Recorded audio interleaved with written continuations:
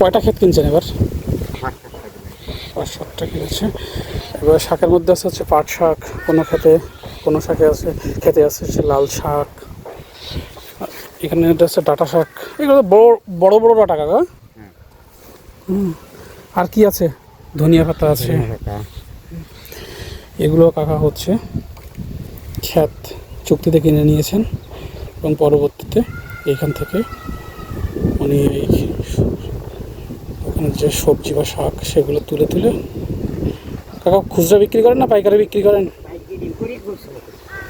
খুচরাও করে পাইকারি করে। কাকার বাহন হচ্ছে এই ভ্যান। কাকি একা নাকি আরও সাথে কেউ আছে? একাই তোলেন, একাই বিক্রি করেন, একাই নিয়ে যান? সব একাই, ওয়ান ম্যান আর্মি। এবং এটাতে সুন্দর করে একটা ছোট্ট যে পাতলা কম্বলগুলো আছে সেগুলো ভিজিয়ে দিয়ে দিয়েছেন। প্রচুর রোদ, শুকিয়ে যাওয়ার ভয়।